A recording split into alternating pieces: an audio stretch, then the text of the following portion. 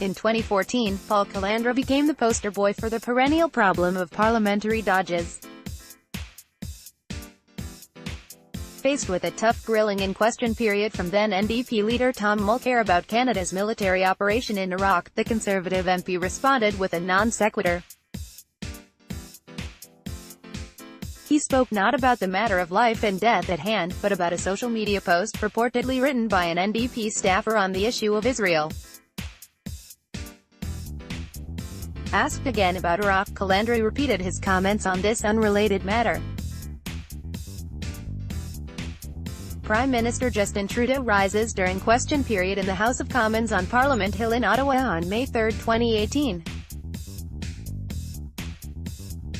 Some argue that these days question period leaves little room for questions about constituency matters and is more about doing what's best for the party or the party leader. Justin Tang, the Canadian Press. Days later, the Conservative MP offered a teary-eyed mea culpa.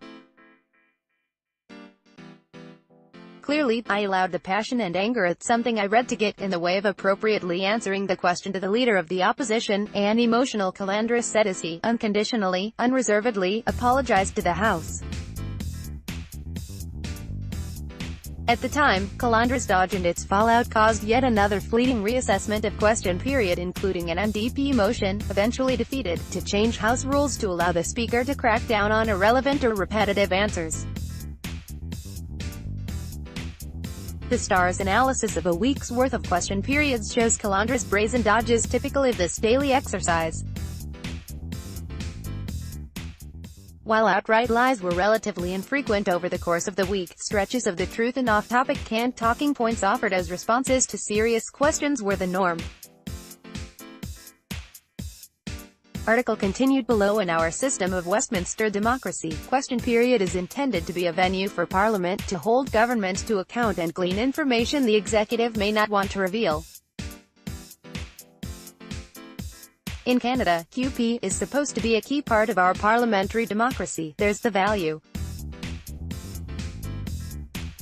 Any member in the House can get up on any day without prior notice and ask a question of the government to account for a decision, a policy, a piece of legislation, says Robert Marlowe, who worked on Parliament Hill for 32 years, including 13 as Clerk of the House of Commons. It's a very, very powerful tool, he said. I've seen the House rise to the highest level of accountability, where we are dealing with serious issues, and it's quite impressive to watch.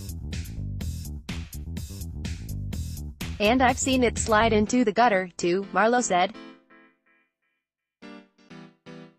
Any discussion of question period very quickly shifts to the theater that dominates the 45-minute slice of democracy that is on display each day the House sits. Scripted exchanges are the norm, interrupted by heckling and raucous partisanship. Performance trumps substance, conflict conquers collaboration, and controlled messaging subsumes organic debate. So how did question period evolve from its original intent as a spontaneous truth-seeking forum to a tightly orchestrated spectacle? The United Kingdom's version of question period, the model for our own, has many and very strict rules to promote serious exchange on policies and ideas. But in Canada, while rules do exist, they have never been nearly as robust. Article continued below. This deficit was made worse when cameras were introduced in the chamber in 1977, said Jane Hilderman, executive director at Somara Canada, a democracy advocacy non-profit. It became more about reaching a nightly newscast audience, so it favored pithy, short theatrical performances. You want to be seen with a united team behind you that stands and claps to show the force of the idea or opinion. Michael Chong, the Conservative MP for Wellington Halton Hills, is a vocal critic of question period, which he says is broken.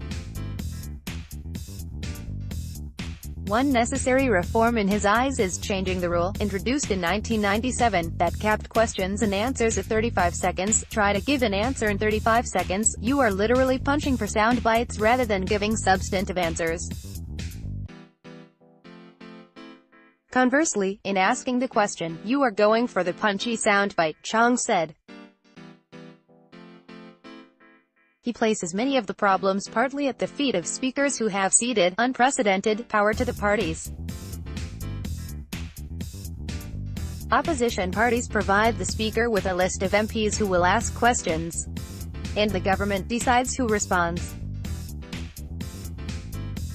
This undermines the role of politicians, whether in the governing or opposition parties, to hold government to account and represent their constituents, not only their parties. It also undermines the important role of the Speaker. The Speaker is effectively a figurehead but doesn't play any real role in question period. The real decisions are being made by the leadership of the respective parties, Chong said. That's a problem because it allows a cabinet minister to sidestep questions, he said.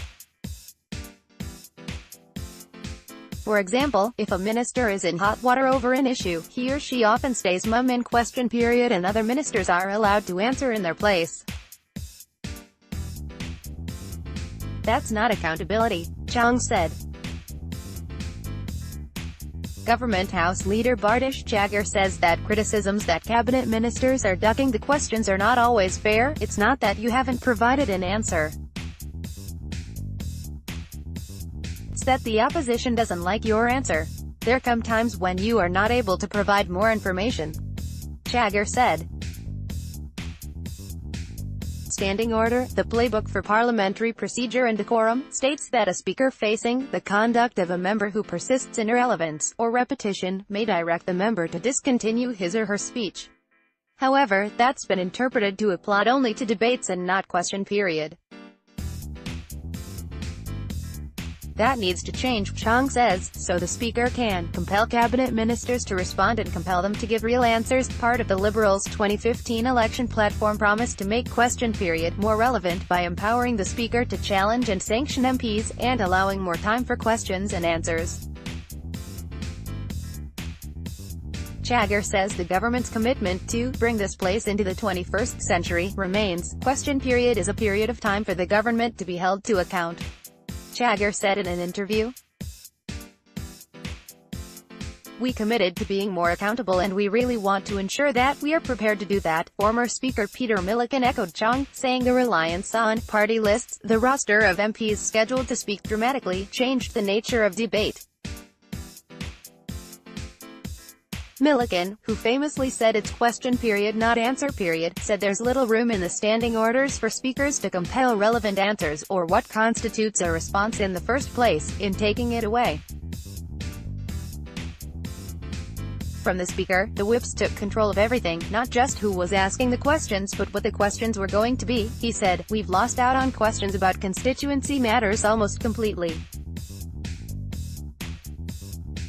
You hardly ever hear questions on subjects like that.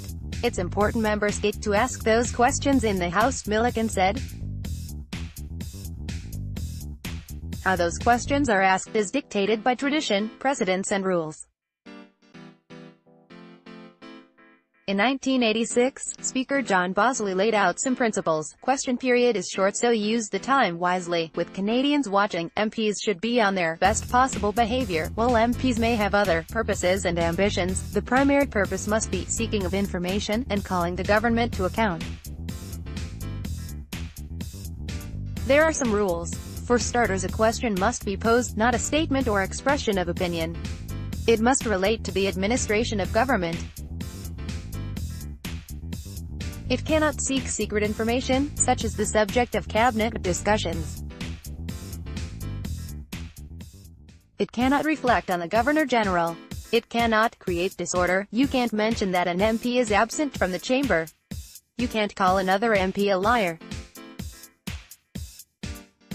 And you most certainly can't refer to another MP as a piece of S, as Justin Trudeau shouted across the aisle in 2011 to then Environment Minister Peter Kent. Trudeau apologized. Those rules don't seem to be enough. According to Samara's 2017 democracy audit, only about half of Canadians surveyed believed MPs did a good job of representing their constituents or of holding the government to account.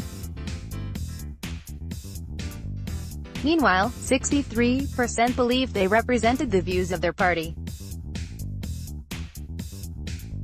A recent poll from Nano's research found that 65% of Canadians think question period is politically charged theatre that should be improved. Hilderman agrees with Chong that the solution lies in part in extending the 35 seconds allotted for questions and answers. She also advocates taking away politicians' prepared notes to promote genuine debate. But whatever the technical changes required, most advocates agree that if question period is to become the powerful democratic tool intended, then control will have to be wrestled from the parties and put into the hands of the Speaker and all the MPs who comprise Parliament. Investigative reporters Mark O'Chonough and Brendan Kennedy were on a team of 6 reporters that fact-checked question period over 5 days. See what they thought of their findings.